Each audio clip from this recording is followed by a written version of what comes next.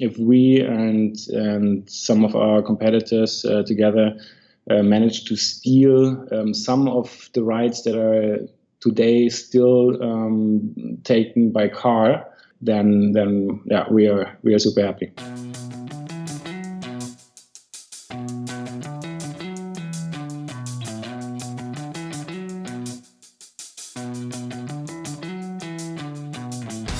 Welcome to the Growth Show.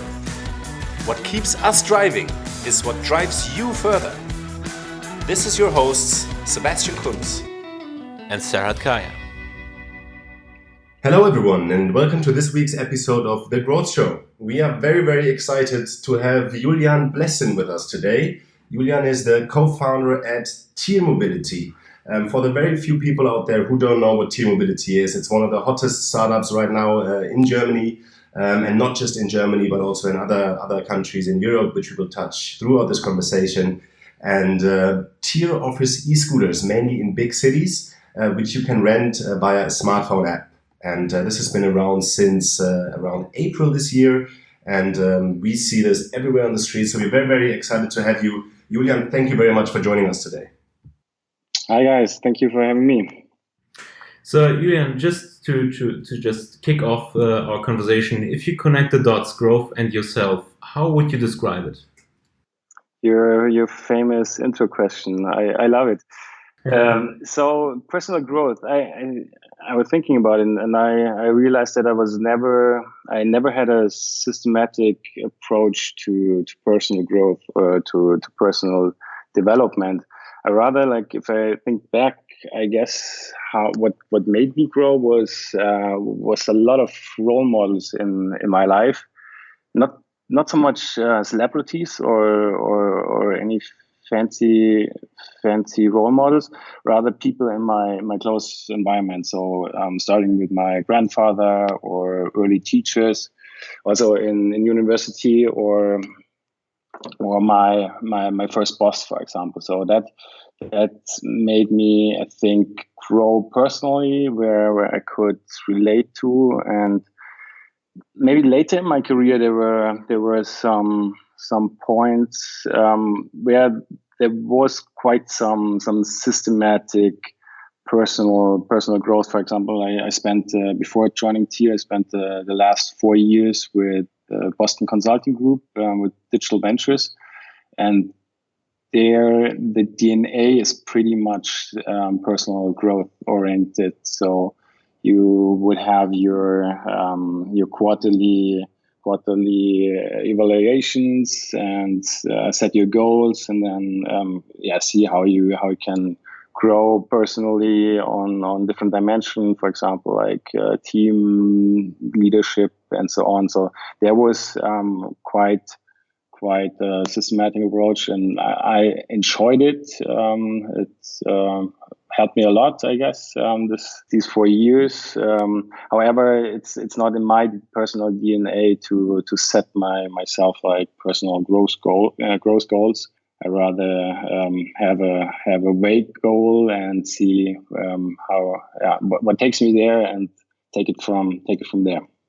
Very, very cool. Going down in your career, we can see that you also worked at COUP Mobility from 2016 to 2017. Is this related to TIER in some extent, because you also were the head of growth there? Mm-hmm. It's a very similar model. So both are in micromobility. So for the listeners who don't know COUP e-mobility or e-scooters is also e-scooters to rent via an app, but the bigger ones, or the Vespa size e-scooters, you can rent here in Berlin, in Paris, and in Madrid. I had the pleasure to launch that project while working at BCG Digital Ventures.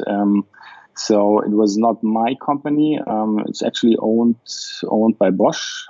So the big corporate.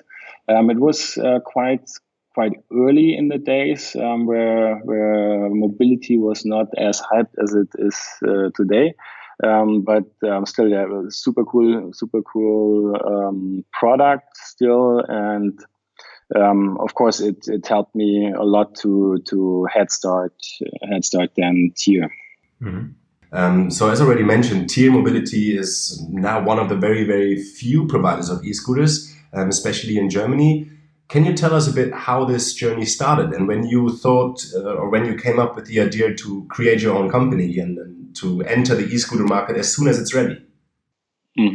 So ever since launching and scaling COUP, I was super interested in the whole mobility space because I realized what it can do to people's life. So it might sound pathetic, but it really back at COUP there were customers telling me personally or a team or via feedback how we changed their life just by giving them an alternative mode of transportation. So for them, just easier to get to work or to run errands during the lunch break.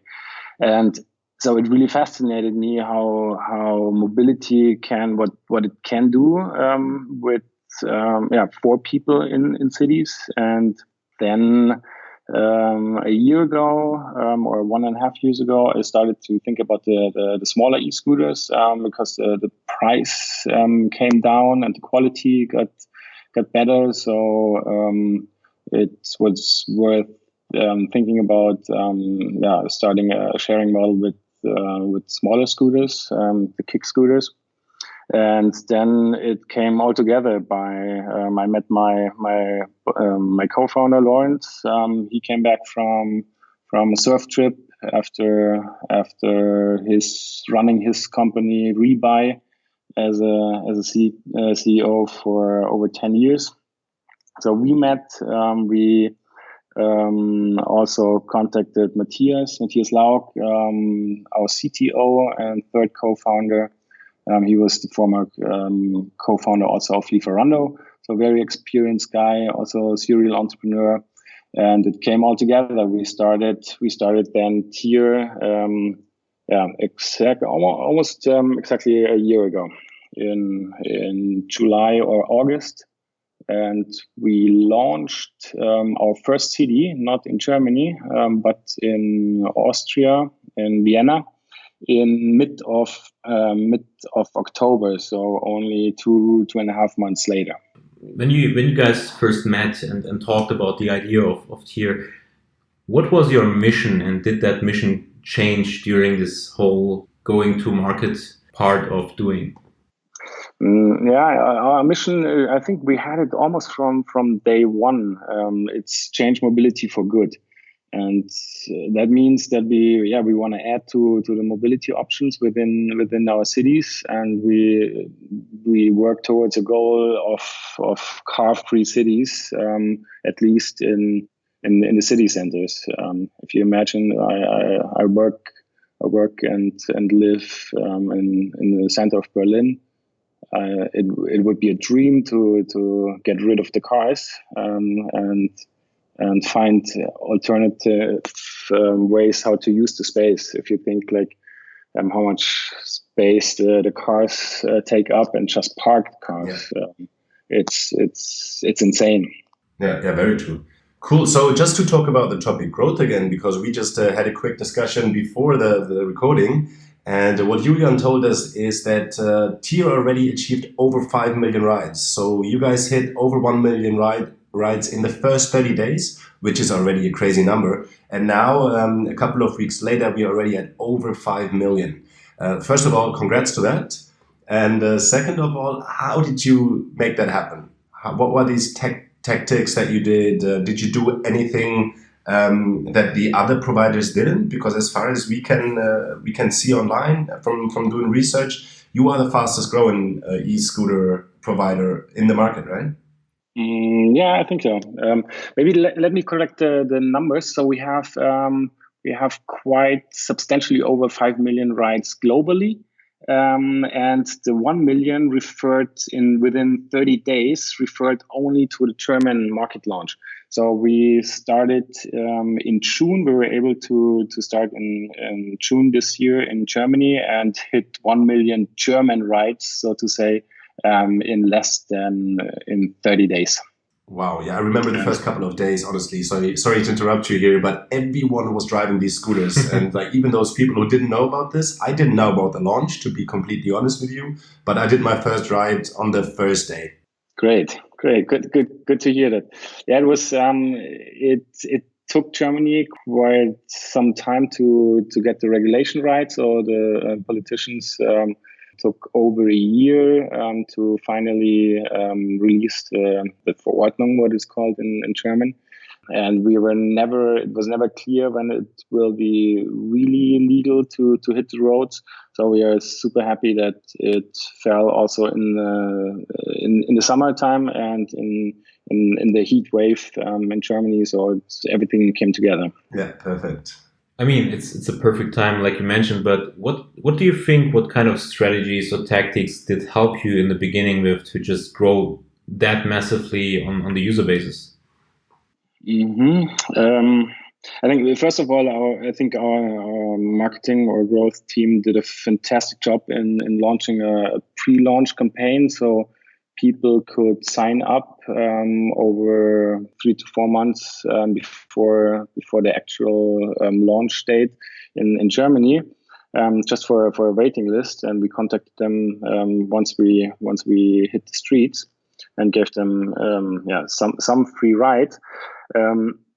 But the scooters itself, we don't do any paid user acquisition. So we never bought a single user via any ads. But the scooters are on the streets. There is TIER written on it.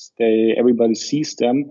So if you have 1,000 or 2,000 scooters on the streets, they market themselves. So from this perspective, this product with this very physical component in the streets, they market itself. And when you have a sufficient number of scooters, so the density is very important, then the user growth comes almost automatically, I would say. So we're talking mainly about organic growth. So I guess also the referral part of the app is also like supporting the growth itself. I mean, if I refer a friend, I get one ride for free for myself and also for my friend, which is amazing as well. Yes. Very, very crucial mechanism for us. Yes. Mm-hmm. Yeah, talking about the scooters, the e-scooters on the street. How do you guys manage to differentiate yourself? We have 4 different providers in Hamburg, I think 4 or 5.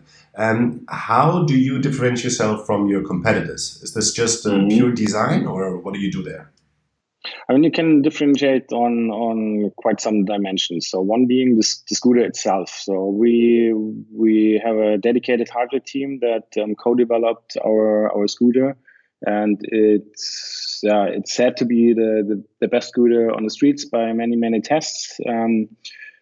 So the hardware itself and also a safe hardware on the streets is what our customers value, I guess. So also feeling safe riding the scooter. And then on the brand component, you can of course differentiate. So we took quite some effort to think about like what's our brand strategy, what do we stand for, and how the appearance should be. And then not least in the customer facing app. So we have a very lightweight digital product where you can sign up within, if you know your credit card number or your PayPal account, within seconds. So I guess the record is somehow 15 seconds or so. So it's very easy to get on a scooter. Yeah, that's what we want to keep up. And what you don't see as a customer is the heavy operations in the background. And there we want to be excellent and automate as much as we can. Our operation team and IT teams do a really great job in automating as much as we can and think about smart ways how to be operational excellent. So from my perspective, I see two things which are amazing with TIER as well, because I mean, not only for this podcast, but in general, I tried in the past few weeks and months, I tried not only TIER, but also your competitors. And what I realized is one of your competitors like forces me to do a photo when I parked the e-scooter, which is like one step more I have to do. And I don't have that one with you. So I'm a little bit more like stress-free with you on that part. And the other thing, what I realized, or at least two things, one of your other competitors, they charged my credit card in reserve with 10 euros because of fraud actions. I didn't see that with you as well. And also, like, I mean, you don't offer only credit cards, but PayPal as well. Some of your competitors only offer a credit card. And the last thing, which I think is the most important thing, and it's actually a total coincidence that I had this kind of experience, but I reached out to your competitors regarding issues as well. I had an issue with a TIER. I think it was broken, maybe on the ride, maybe it was some guy who was riding the TIER before me. I don't know, unfortunately. So what I did was like I parked it immediately. I called your support, and the support told me like, sorry, sir, thank you that you called us. You get a free ride, 15 minutes. And I didn't even ask for that. And I think this is some kind of appreciation, which is important as well. And I think at the end, probably the service idea that the people or the whole team has this service mindset will probably also support to outstand against your competitors, just to add quite a few ideas from my side as well. Great. Great to hear. So I mean, we try to be excellent in every touch point. It's not always possible, especially if you are in the hyper growth phase and a lot of people riding. But yeah, we hope we can do it right for every customer. Cool. So as you can hear out there, everyone here is very enthusiastic about e-scooters. But there's a lot of people out there who complain. They say e-scooters block the sideways, they're dangerous, they're too fast without a helmet. I'm very sure that you have had these insights before, and it would be very interesting for us to know, how do you handle these things? Because I mean, also the COUP, as you mentioned, it's dangerous. A car is dangerous, a bus is dangerous. So how do you handle these complaints in a sense? Mm-hmm.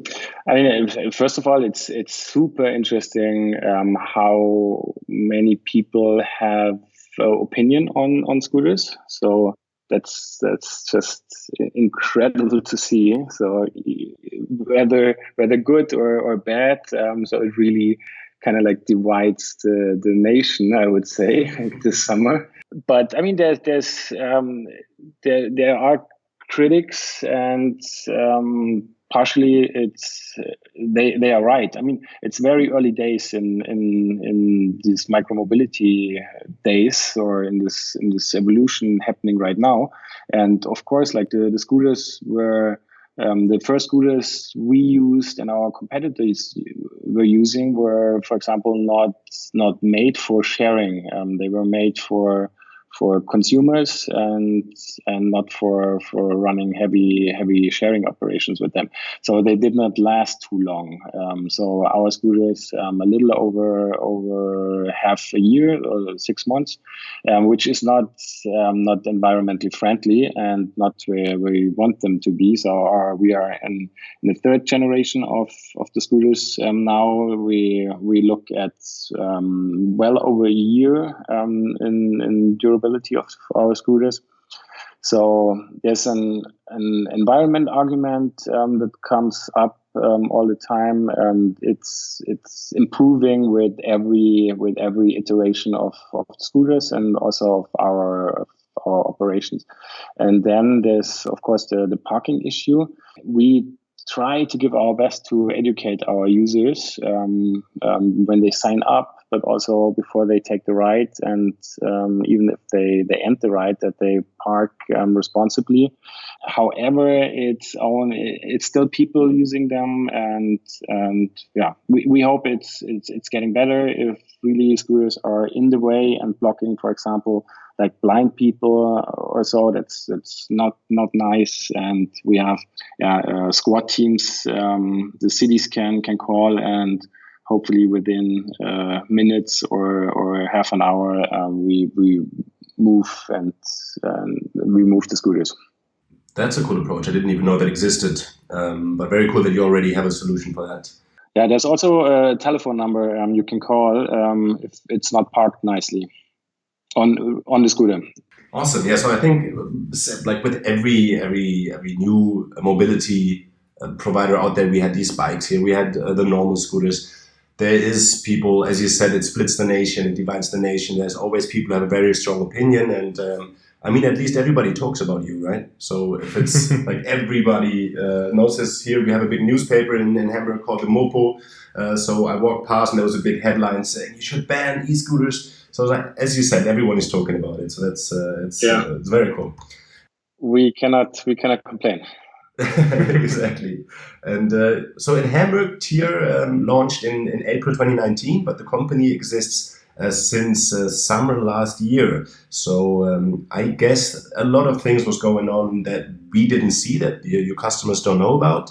But you have a lot of very successful corporations, one with Audi, with Sixt as well. So was that preparation done in that short time frame, or what happened in these 6 months?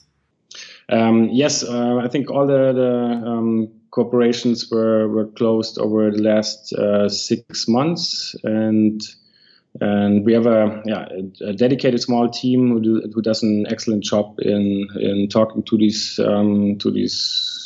corporates and also mobility providers in the cities, because it's one of our strategies is not to, like, if we go to a city, we want to connect to the public transport, because only this way, if you have a train connection and then a last mile, for example, with the scooters, it starts to make sense for the cities, for the users, and we don't see each other or us as a competitor to public transport, but rather as the optimal partner.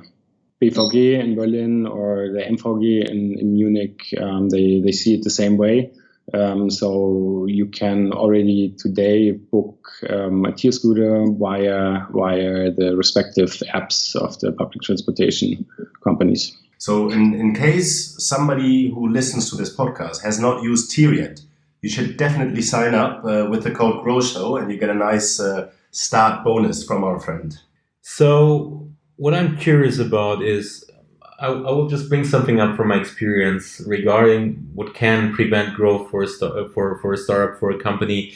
I've experienced this with the Uber competitor Lyft in the US. I've used a lot Lyft in the US, and then at some point my credit card service provider Visa just didn't accept Lyft anymore, so I couldn't use Lyft with my credit card. So what I'm curious about, since Lyft was always like charging like €2, €3, €4, small amounts of money, and what happened was like Visa thought like this has to be fraud because it's like small amounts, and a lot of them. So what I'm curious about, because this can prevent like some users to use this with credit card, how do you tackle an example if Visa or MasterCard see your transactions that they don't think you are fraud, or prevent like the users to use your app with a credit card? Yeah, I mean, this problem exists, I guess. However, we monitor very, very closely our failed payment rates, because it's crucial for us to collect these small amounts. And we did not have problems with blocking users after several rights. So as far as I know, but I can imagine that happened in the past with other providers, but then it was not the smartest fraud detection algorithm of Visa, I would guess. No, it was definitely not.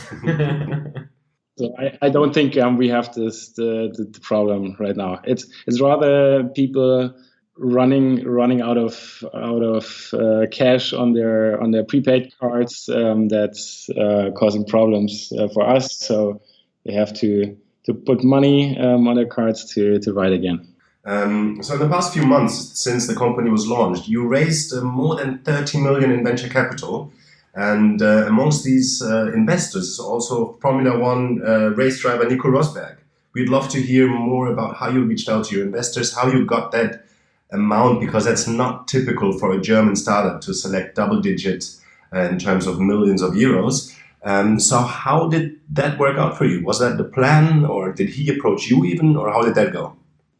Yeah, Nico Rosberg, Formula One champion, is probably the most famous of our investors. So this is a funny story. It actually came via our friends at Deutsche Bahn, because Nico Rosberg is running still the marketing campaign of Deutsche Bahn this year. So Nico and Deutsche Bahn were in close collaboration, and we were talking to Bahn all the time.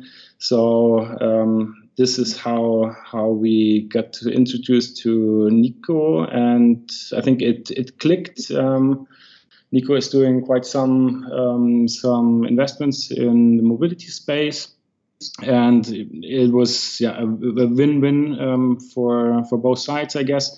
For example, we were then able to be at his conference. He has the Green Tech Festival here in Berlin, which was a couple of months ago, where he gathers a lot of people in the green tech and mobility space. A really great conference. So I'm pretty sure it's next year again. This year was a huge success. So besides the money that he brought into the company, it's also the marketing that he does for you, right? Yes, I mean he's just such a humble guy. It's always good to have him speak positively about our company, and yeah, we are really happy to have him on board. But Nico came later on as an investor, right? He came in a later round, yes. So how did you just approach to your very, very first investors, just out of curiosity? Yeah, it was kind of like we are all three founders were in the Berlin tech scene. So for us, it was not too difficult to get into contact with the investors. So actually, I think we raised our seed round of roughly 2 million just a couple of days after we sat down at the notary. Oh wow, that's great. So I mean, since we're talking a lot about growth, just a different perspective. How many employees do you have currently? I learned today it's already 320. Wow, that's massive. I mean, how many were you like last year, end of last year? End of last year, Christmas, I think we were less than 20 people. So we added 300 over since New Year. Quite some massive growth that comes with also a lot of challenges. I can totally imagine that. I mean, at the end, you have like a huge recruiting challenge on that end. So how do you tackle your recruiting topic? I mean, you have to get like a lot of people on board. How do you like establish still a great culture for your company? I mean, most people would say you are not in a startup anymore in terms of your size, because I mean, it's close to most of the like small or medium-sized companies. I mean, you are like more like medium-sized now. You're not, in terms of size, not a startup anymore. So what do you think, what makes like helps you or supports you in getting people on board and establishing a great culture for your company? Mm-hmm. Yeah, I mean, people is the resource we depend on. So it's just the people that make the company. So I think we were really lucky in attracting a lot of really good people, team members. Probably because the topic itself is hot. A lot of people are interested in mobility and changing how we move in our cities. So I think it was not too hard for us to find the right people. However, if I think back, we only had one recruiter in January, I think, and he probably processed a lot of applications. So I think he probably still has nightmares from back from these days. I mean, and not just in terms of employees, you grew a lot, but you also grew in terms of expansion, right? So right now, I think you're available in 12 cities in Germany, 30 plus European cities overall. What's the next plan, Julian? Is this going to be available in every country in Europe or in every country globally? Or how are your plans around your expansion? And how do you tackle this? Mm-hmm. Yeah, you're right. We are, I think, by now in 15 German cities, 35 plus all over Europe. And this is 12 countries. I think on average, we opened a city per week, which is quite some effort. And our expansion team is working their asses off. And become more and more professional in launching the cities. So it was to open the first city was quite hard, and I'm not saying it's not hard anymore, but I think they really did they did grow on that matter. Mm-hmm. We don't communicate our expansion strategy, but I can say so much. There's a lot more to come. we just started. That sounds actually pretty great. So I think our audience has now a pretty great understanding that TIER is a pretty fast growing company. So out of curiosity from my side, also especially my personal interest, growing fast comes with a lot of challenges. We heard a little bit about that already. What would you consider your biggest challenge as company, and also your biggest challenge for yourself during this massive growth in the past few months? Mm-hmm. I think the biggest challenge for the company right now is that we don't outgrow the company or the teams. Especially, what makes it even more difficult that only half of our employees are sitting together in Berlin. Roughly the other half is distributed in the markets. So we have small market teams, city teams all over Europe. And if you start, let's say, in Italy working for TIER and you never saw your coworkers in Berlin, it's quite hard to connect. And that's why we gather all of the employees in what we call our TIER Global Summit every other month, almost, to connect them, to bring them all together here in Berlin, to work on challenges together, but also to celebrate our successes. That's awesome. And your personal challenge? My personal challenge is probably many. To let go in the first few months. You think you have to do everything by yourself, which is not the case, and you're probably not even the best one to do all these work on all these topics. So I'm glad that we have such a fantastic team and already a second layer or third layer of management. I think a lot of founders are hustling and always it's at the end it's your baby, so you're not really easy to just let go of something. So I mean, I can totally imagine how hard this was in the beginning, especially. So what makes you productive each day? I can imagine that you have a lot of meetings each day and a lot of things to do, a lot of tasks. How do you manage to be productive at the end? What helps you in the daily basis? Pretty easy structuring your day. I don't have any special routines. I do morning routines or so. I just plan my day accordingly and leave enough space and time for all the stuff you cannot foresee the day before. I mean, we heard a lot of insights from you in terms of successful growth. You grew your user base, your employees, and everything. Can you tell us about something that went horribly wrong? Horribly wrong. Like the biggest fuck up that happened in the last 9 months, if you're willing to share, of course. Tough one. I guess for us, at first, the first big fuck up was that Germany did not pass the regulation as we thought in the beginning.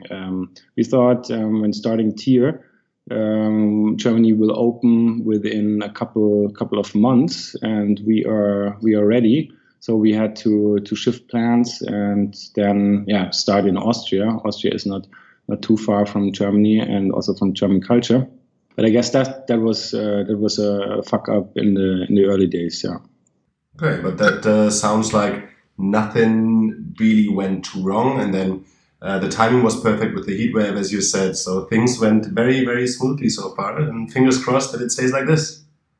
Thank you. And with all the different providers in the market, I mean, this is very early to ask this question, but I'm pretty sure you and your co-founders have thought about this. Eventually, there will come a time of merger and acquisitions. Do you think it's realistic to assume that in a year or 2 years or 5 years, there's going to be 1 or 2 big providers that have acquired all of the other companies? Very good question. And I mean, this market is, in my opinion, the most dynamic market since pizza delivery.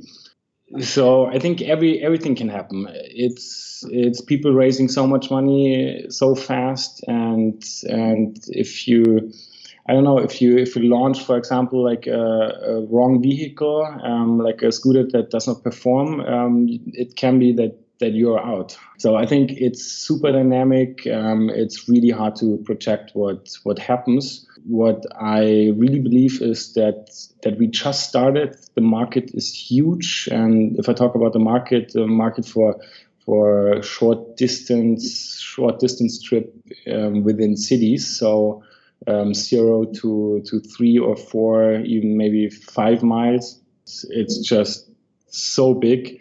And if we and some of our competitors together manage to steal some of the rides that are today still taken by car, then we are super happy. Thank you so much for the insights, Julian. I'd like to wrap up a few key facts that you mentioned. It all started very early with the perfect role models. You mentioned your grandfather and some other people, which helped to push you in the right direction. Also, the group of co-founders that you had very experienced people, including yourself. And I think after talking to a lot of founders, this was always one of the key factors they mentioned. It's like, found a company with the right people around you, or it's going to fail no matter how great the product or the idea is. So it's good that you also mentioned that. Also, you said organic growth. So you're now growing organically. You don't do any user acquisition for now. I'm not sure if that's in the pipe, but you achieved to grow to that number of over 5 million rides organically, which is incredible. And I think one of the key factors here to achieve this is what you mentioned twice throughout this conversation. TIER Mobility strives for excellence, not just in terms of product, hardware, software, but also what Serhat mentioned in terms of great customer support. And I think this is a very good key takeaway for everyone out there. Try to do everything as good as possible, of course. And at one point, even as the founder, you have to let go of responsibilities and let people do the job that can do the specific task maybe a bit better. Julian, it was a pleasure talking to you. Thank you so much for being in the show. And we'll see what TIER does in the future. And we're very excited to see your growth in the future.